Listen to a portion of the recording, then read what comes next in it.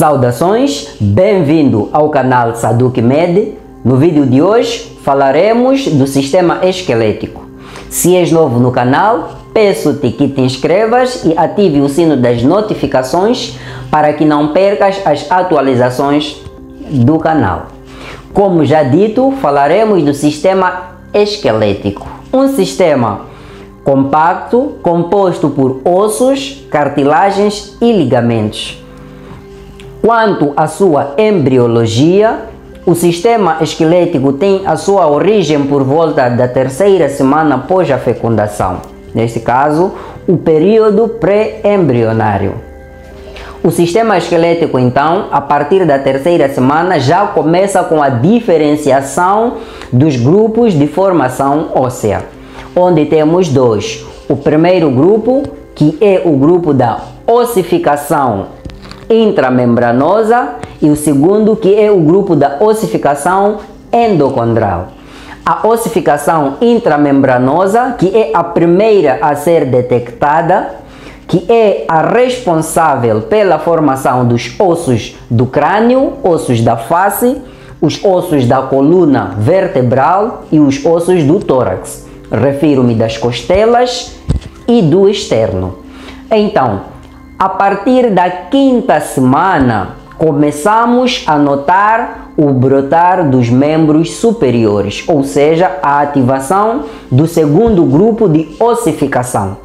Nos referimos da ossificação endocondral, que é a responsável pela formação dos ossos dos membros superiores, ossos dos membros inferiores, incluindo a clavícula, a escápula e os ossos da pelvis, que é o caso do íleo, do isquio e do osso pubis. Após a formação e a diferenciação óssea, há que relatar aqui o porquê desta diferença ou esta separação. A primeira fase, que nos referimos da ossificação intramembranosa, é também considerada ossificação direta, e a outra é a ossificação indireta. Direta porque tem duas principais fases de formação do esqueleto humano. Na ossificação direta, os ossos passam pelo processo da formação do tecido conjuntivo e transformam-se diretamente em tecido ósseo. E na ossificação indireta, que é a ossificação endocondral, ocorrem três fases. Primeira fase, que é a ossificação ou a formação do tecido conjuntivo. A segunda, que é a formação do tecido cartilaginoso, ou seja, a formação das cartilagens. E a terceira fase, que é a fase da formação do tecido ósseo, ou seja, o que vai substituir e formar ali o padrão do osso calcificado. Então, na fase embrionária e na fase fetal, o esqueleto humano é composto por 300 ossos. Isto porque alguns ossos ainda não estão fundidos, não estão ligados. Após o desenvolvimento ósseo, ocorre a fusão de certos ossos e se formam um só osso, e no total temos 206 ossos. De seguida falaremos da divisão do esqueleto humano. O esqueleto humano, por causa da sua origem, como já retratada, falamos que temos a ossificação intramembranosa e a ossificação endocondral. Também temos o esqueleto axial e o esqueleto apendicular. O esqueleto axial, que está representado pela coloração azulada, e o esqueleto apendicular, representado pela coloração alaranjada.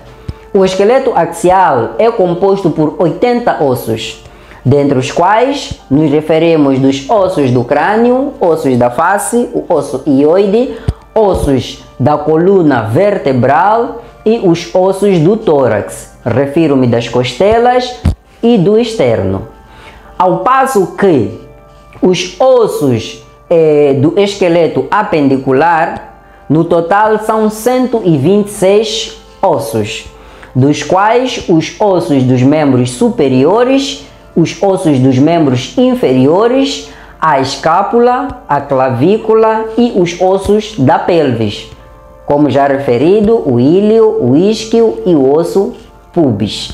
Então, no membro superior, nos membros superiores, temos o húmero, o rádio, a ulna, os carpos, os metacarpos e as falanges. Então, nos membros inferiores temos o fêmur, que é o maior osso do corpo humano, temos a tíbia, temos a patela, temos a fíbula, temos os ossos do tarso, os ossos do metatarso e por fim temos as falanges. Esta é a composição do esqueleto apendicular. E de seguida falaremos dos tipos de ossos. O corpo humano tem 4 principais tipos de ossos. O primeiro, temos os ossos longos, temos os ossos curtos, temos os ossos irregulares e por fim os ossos planos. Os ossos longos são caracterizados pelo comprimento ser maior que a largura. E o exemplo deste osso, existem vários, mas o principal exemplo é o fêmur. E os ossos curtos são caracterizados pela largura ser igual ou meramente iguais ao comprimento. E o exemplo destes ossos curtos são os carpos e os tarsos.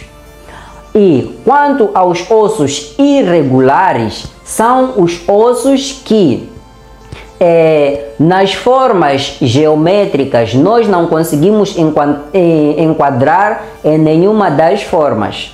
E o exemplo dos ossos irregulares são as vértebras.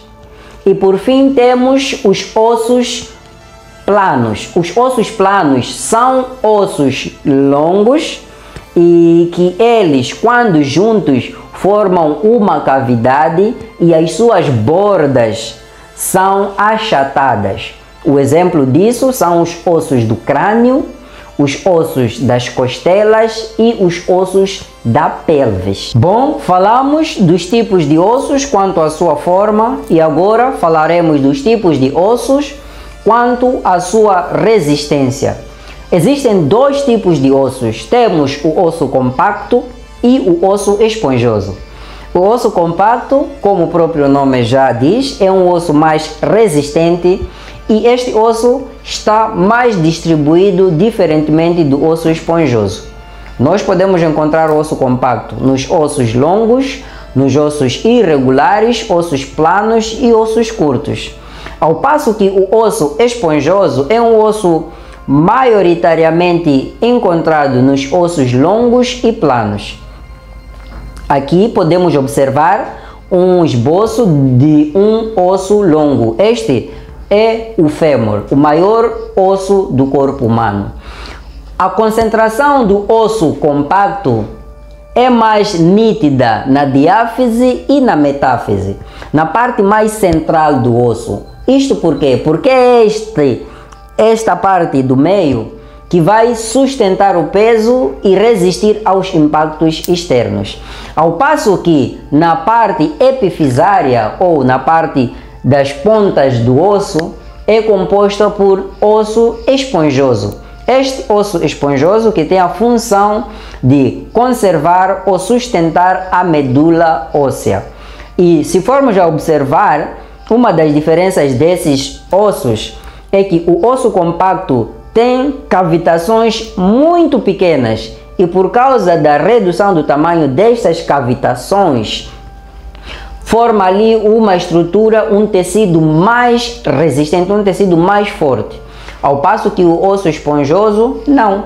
Como podemos observar, este é um exemplo de como é a parte interna de um osso esponjoso. Estas cavitações têm a função de suportar ou sustentar a medula óssea e não só, permite a passagem de vasos sanguíneos, conectando assim com outros órgãos ou outros sistemas. Então, há necessidade de manter estas estruturas ativas, permitindo assim a conexão e a irrigação do órgão e a inervação do mesmo. Falamos dos tipos de ossos, agora falaremos das células ósseas. Toda vida começa com uma mãe e neste caso não é diferente. Falaremos primeiro da célula osteoprogenitora, pois ela dá origem aos 3 tipos de células. Refiro-me do osteoblasto, osteócito e osteoclasto. O osteoblasto é a célula mais jovem que vai formar o esboço ou o formato do osso. E por sua vez ocorre a ativação e a orientação do osteócito. Osteócito, que é a segunda célula, a célula mais ativa, não mais velha e nem mais nova, a intermediária. Esta é a responsável pela formação de um osso mais resistente, responsável pela calcificação ou ossificação. Então, após a atividade do osteócito, ocorre a ativação do osteoclasto, que é a célula velha, que tem a função da absorção óssea, que vai criar uma ligeira destruição.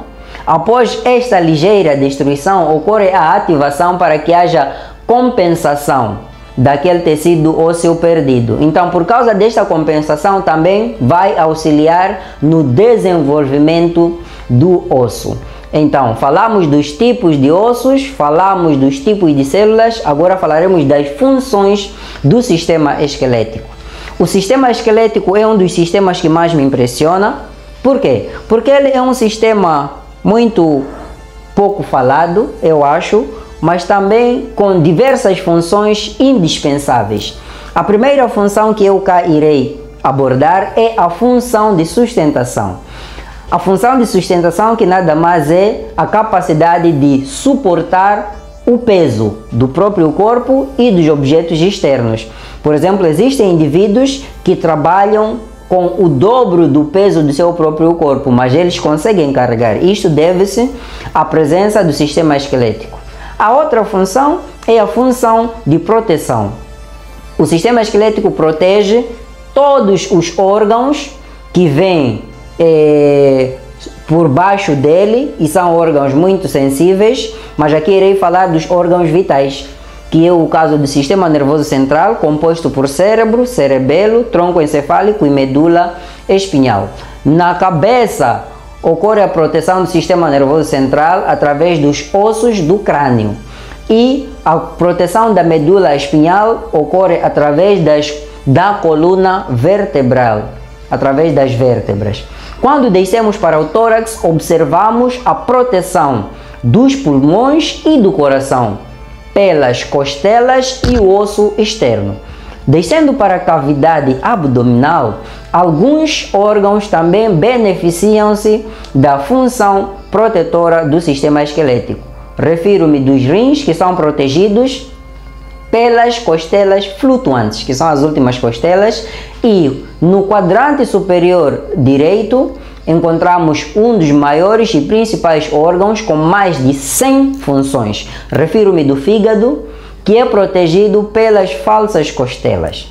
E para além da função da proteção, temos a função da hematopoese, que é o processo de formação das células sanguíneas. Este processo é um processo que é transferido. Na primeira fase de vida, o processo da hematopoese ocorre no fígado e no timo. Após a formação do sistema esquelético, a função é transportada para o sistema esquelético.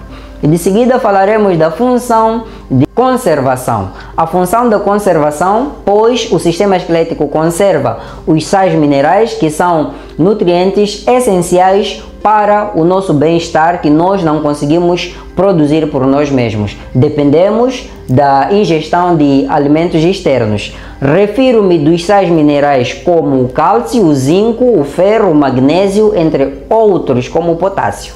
Para além disso, também temos a conservação da gordura, porque o sistema esquelético tem a medula óssea amarela e vermelha.